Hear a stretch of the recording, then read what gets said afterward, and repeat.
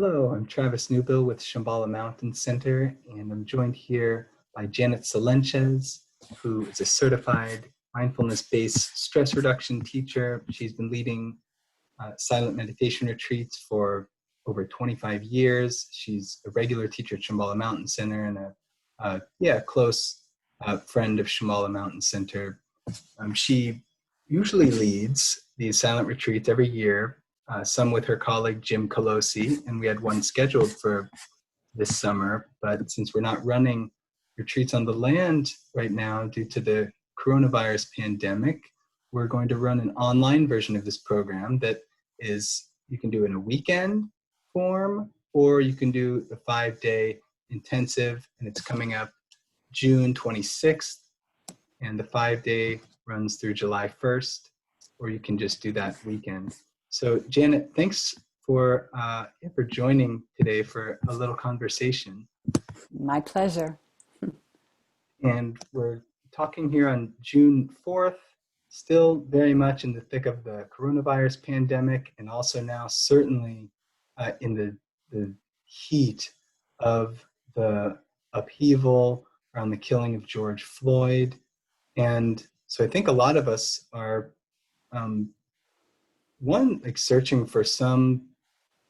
searching our practices and our path for some support and assistance, way of navigating just the uncertainty and strong emotions that are coming up, and also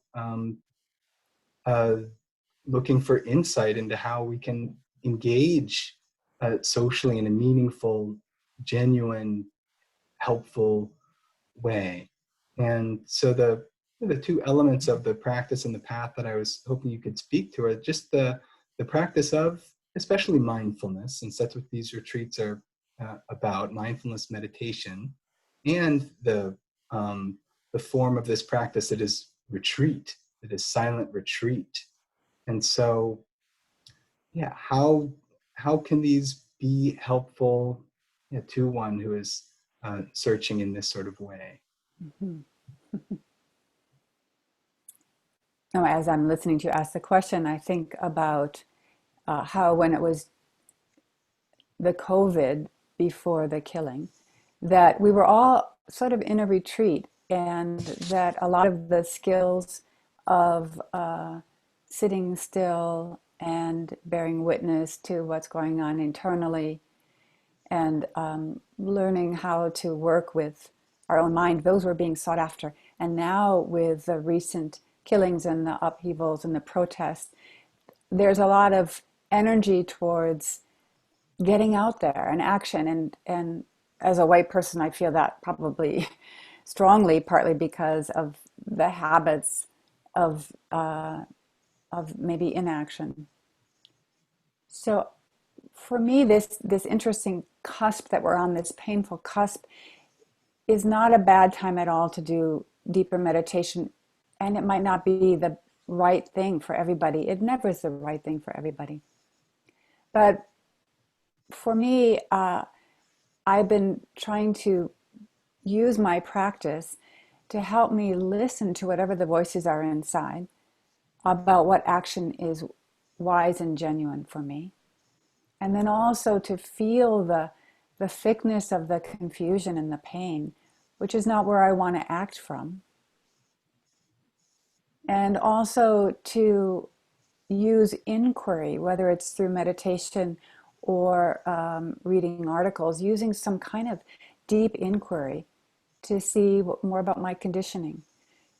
Retreat does this. Retreat can provide a powerful container, an environment. And in this case, it's sort of an interesting one because you're doing it in your own home, but then you're creating a sanctuary in your own home, not to retreat from the fact that there's so much suffering going on, but to retreat from reading all the news and, acting with a lot of kind of spastic confusion, right? And finding what's in your heart and taking pause. There are different ways that we can respond to either the pandemic or social unrest. And one is to give ourselves time to deepen and know what we know. And the other is to take action and find out from taking action as a mirror, right? Let that action be a mirror. So, for example, I've been taking my practice for the last month, one day a week, to the grounds of local hospitals in the Boulder, Denver area, just to be in closer proximity to where there was clearly suffering that I was mostly just seeing in news feeds, right? And that shifted, viscerally shifted my practice. So I think it's just a feeling into, and so the weekend or a 5-day retreat would allow you to feel into and relax into the truth of what you don't know and maybe little threads of what you do know. And then do that in community, which I think it has its own value. I think we're all kind of longing for community, but not just to keep talking about all the hot topics, but to just feel the interconnection. So it's in community, and yet it's really an invitation to do that personal inquiry that I think we all need to do in one way or another. So, yeah. Yeah, I appreciated you suggesting like there's like an internal inquiry that certainly the retreat container is created for that sort of inquiry, and then in our daily lives, off the cushion, this inquiry that's more external inquiry, that there is some we need to learn things. And I wonder if you may have anything to say about how mindfulness applies to that, to external inquiry. Yeah. And you also mentioned the kind of the overwhelm and the kind of spastic, chaotic state we can get into if that's all that we're doing. And so maybe Yeah. something about that. Yeah. These practices help us come into awareness. So we use the word mindfulness a lot, but it really is awareness. And that awareness is of the human predicament, and we're just one example of it. And so we want to open the awareness, for example, to the innate goodness of humanity by feeling it in ourselves, right? And then let's just say you're on this retreat and you're at home with other people in an apartment, a house, or you choose to go out for a walk as part of your retreat so that it's not so tight, right? And then you just start to shine that awareness out and reflect spontaneously on the connection and the goodness of all. And then when the so-called retreat, because in some ways we're always in a kind of meditation, right? So when that ends, then perhaps you've come back to what's most important, which is reflecting on things like interconnection and human goodness. And I don't know if that answered your question, but I think this in and out thing has to be seen through the lens of a clearer awareness. We'll be drawn then to we'll be drawn to something to find out Mm-hmm. more about. But we want to be drawn from the place that's not overloaded with information and concept, but Mm-hmm. is really that sort of the heart is starting to say, oh, look. And like I've found that in the last week, there's so much. And then I go like, oh, that voice, you know? So I guess the inquiry is ongoing. Isn't this the whole, I mean, for me, that's the whole thing about being human, is that it's one big question mark. You could say the classic question is, who am I, right? This is the classic spiritual question, but it also seems to be the political question and the social question. who are we? And how do those two questions, who am I and who are we, how does practice help us live in those questions? Yeah. Yeah, and I'm wondering, as you're saying that, being in the space of inquiry, of exploration, of looking inward, or um, sort of sorting out, listening to voices and learning, those are all sort of reflective, receptive activities.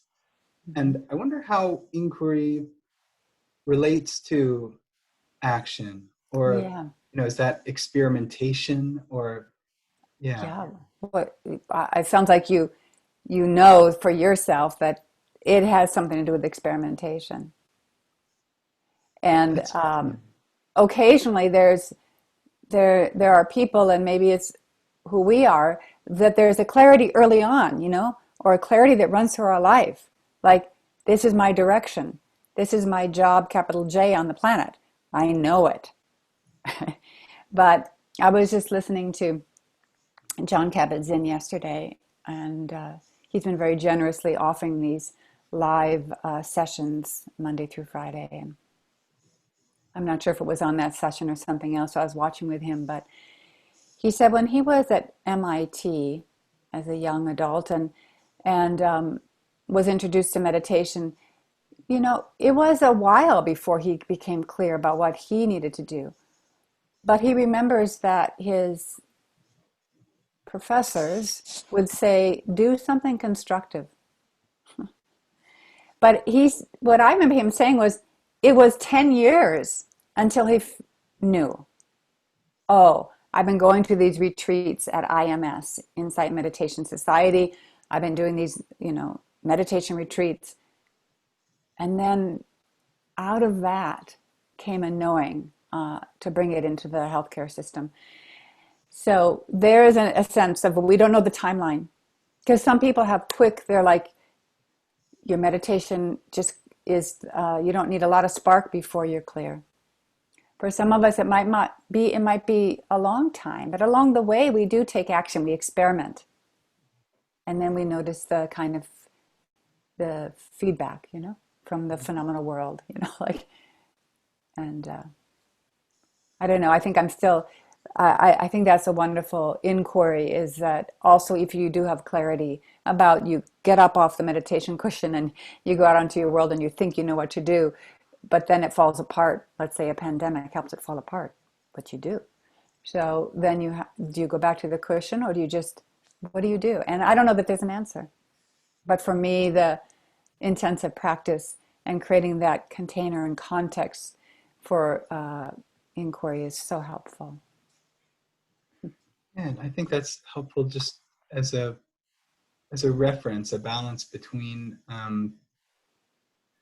inquiry and allowing some space for a longer journey to unfold, for clarity to actually arise, that at knowing what to do, but then Yeah. along the way, room to kind of get out there and try some things. Yeah. Yeah. And this is where I think we can think of our lives. Of course, there's a lot of work being human, right? I mean, there's inner work, and meditation might be some of that. And there's learning skills and maybe developing a profession. But there's a lot of play. And I've always appreciated the basic image that John Kabat-Zinn used for MBSR, mindfulness-based stress reduction, about Zorba the Greek, who sort of worked hard during the day and then sang and danced at night. And like there was a communication between these two things that I think as a human being we're being asked to do in this life, which is, do the work, whatever that work is. What is that work? And don't forget to play. There's a lightness as well as that kind of call to seriousness. That's wonderful. I think that might be a, a good, geez, the opportunity to end on a good note these days. I'll not Yeah, pass by. Uh, good. so if that seems like a Yeah, good place to maybe pause for now. sure. Sounds And good to me. I'll invite people to check out the webpage for the online retreats that we've been mentioning. There'll be a link just below where you're listening to or watching this video. But once again, it's a 5-day or weekend intensive. It's going to be run online through Shambhala Mountain Center with Janet Solyntjes and Jim Colosi, who've been leading these silent retreats up at SMC for years. And we hope that a lot of people who have attended those retreats will come and show up in this online version, and new people certainly welcome also. The retreat is from June 26th through July 1st if you do the 5-day version, and it's just the weekend, June 26th through the 28th if you do the weekend version. And again, I appreciate you making time to talk a bit in the midst of just the full catastrophe, as Yes. they say in MBSR. Yes. Yes. Thank you. Lovely to talk to you. And I hope those of you that are listening that you might consider it or find your own way. But we're certainly offering a forum in which we can support you in that. Good. Okay, well, thanks everybody, and I wish you all the best, and we'll be in touch.